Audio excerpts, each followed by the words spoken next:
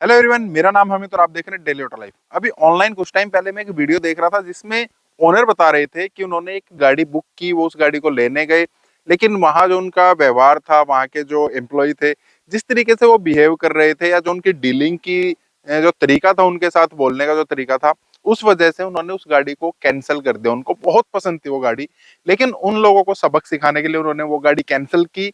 कोई और गाड़ी, किसी और ब्रांड की गाड़ी लेकर आए और उसी सेगमेंट में लेकर आए और उनको एक करारा जवाब उन्होंने दे दिया।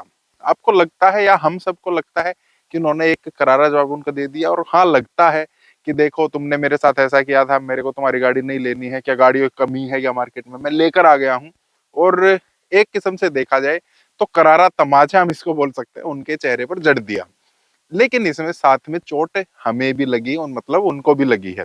वो किस तरीके से लगी है, कैसे हम इस सिचुएशन को टैकल कर सकते हैं, कैसे हम उनको सबक सिखाते हुए या उनसे गाड़ी ना लेते हुए अपना नुकसान कम करें। अब देखिए, नुकसान हुआ क्या है उनका। उनको XYZ कोई भी गाड़ी पसंद थी, उन्होंने उसके लिए बहुत सारी रिसर्च भी की होगी, मन में वो गाड़ी बैठ भी गई होगी, और जब लेने का टाइम आया, कुछ एक दो बंदे की बिहेवियर की वजह से उनको अपना पूरा का पूरा डिसीजन चेंज करना पड़ा। एक 10 12 15 लाख रुपए की गाड़ी जो उनको पसंद थी, वो ना लेके उनको कोई सेकेंडरी या कोई थर्ड गाड़ी पसंद थी, वो उनको लेनी पड़ी।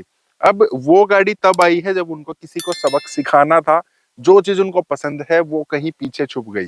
जब 3 4 5 6 महीने हो जाएंगे, 1 साल हो जाएगा, जब वो थोड़ा शांत हो जाएंगे, तब वो चीज थोड़ा सा उनको सालती रहेगी कि यार, मेरे को ना वो गाड़ी लेनी चाहिए थी, वो मेरे को पसंद थी।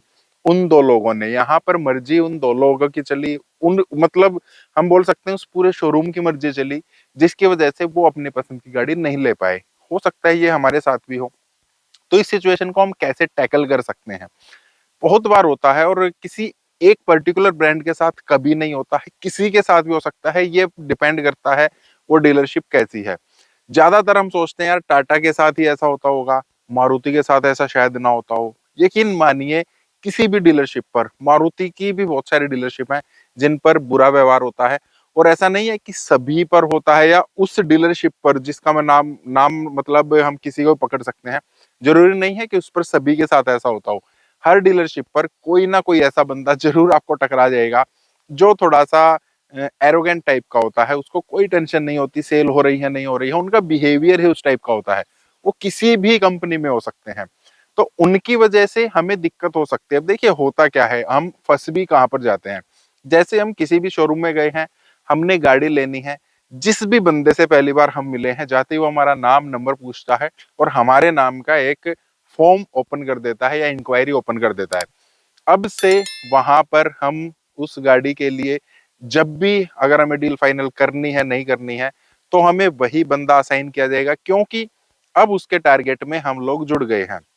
जितने भी वहां पर सेल्स एग्जीक्यूटिव काम करते हैं, सबको टारगेट दिए जाते हैं हर महीने के कि आपको इस महीने 5 गाड़ी सेल करनी है, 10 करनी है, 15 करनी है।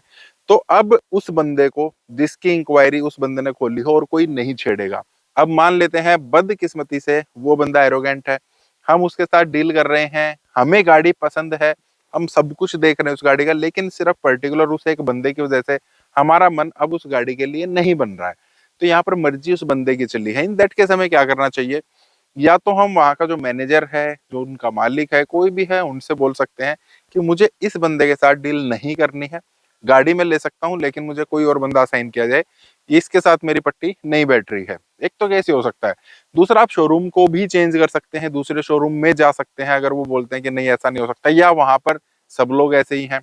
हो सकता है आपको थोड़ा दूर जाना पड़े, क्योंकि एक ही डीलर के अलग अलग शहरों में, आसपास के 2 3 4 शहरों में उसी के जो है शोरूम हो सकते हैं।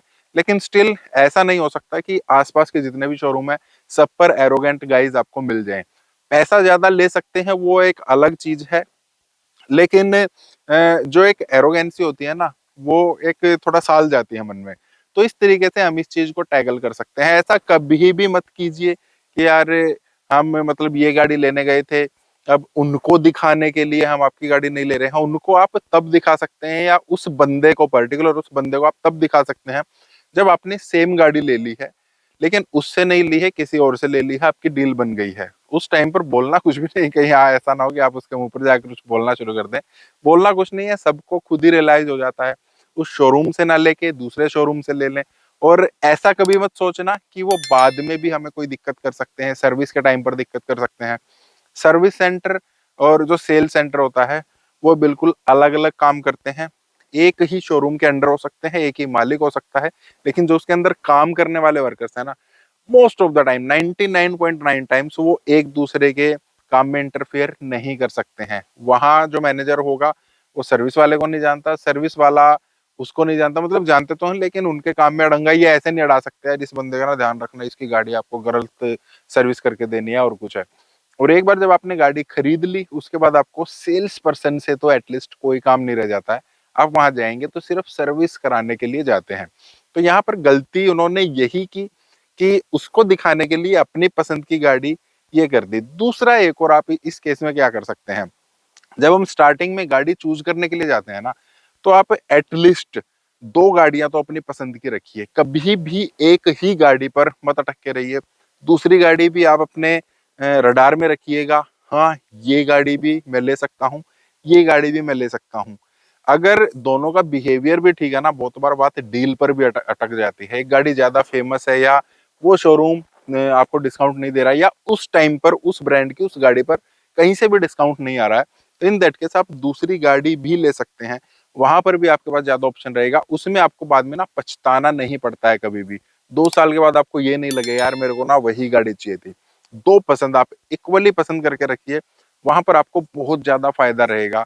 वो नहीं दे रहे हैं तो ये ले लेंगे, ये नहीं दे रहे तो ये ले लेंगे, और अगर दोनों ही दे रहे हैं, बढ़िया तरीके से डील कर रहे हैं, फिर तो आपके दोनों हाथों में लड्डू हो ही गया ना।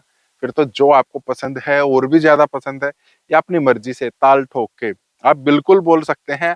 आपकी आवाज में ना एक अलग कॉन्फिडेंस होता है, वो आप और भी ज्यादा थोड़ा सा डिस्काउंट मांग सकते हैं। और वो डिस्काउंट मांगते हुए एक कॉन्फिडेंस जाता है, सामने वाले को दिखता है यार ये बंदा ना छोड़ देगा गाड़ी, हमें लग रहा है कोई और गाड़ी शायद इसको पसंद है। एक तो हम झूठे मूठे बोलते हैं मैं आपकी गाड़ी छोड़ दूंगा, लेकिन मन में डर दिखता है, वो आ जाता है कहीं ना कहीं। और एक हम कॉन्फिडेंस से बोलते हैं मैं आपकी गाड़ी छोड़ दूंगा, दूसरी गाड़ी में ले सकता हूँ अगर आप अच्छा डिस्काउंट नहीं दे रहे हैं। तो उस केस में आपकी डील भी बहुत बार अच्छी बन जाती है। तो किसी और की एरोगेंसी की वजह से आप अपनी पसंद को कभी भी मत छोड़िए। आप वही गाड़ी लीजिए जो आपको पसंद है, उसको जाने दीजिए। आपके पास बहुत सारे तरीके हैं, और 2 महीने हो सकता है आप इंतजार कर ले, कहीं और से आप गाड़ी ले सकते हैं।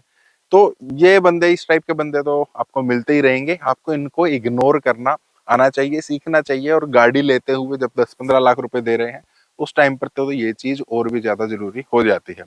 तो आप क्या मानते हैं, बताइए कमेंट बॉक्स में। क्या ये ठीक है अपनी पसंद की गाड़ी छोड़ना किसी और के लिए, या फिर उसको किसी और तरीके से भी सबक सिखाया जा सकता है?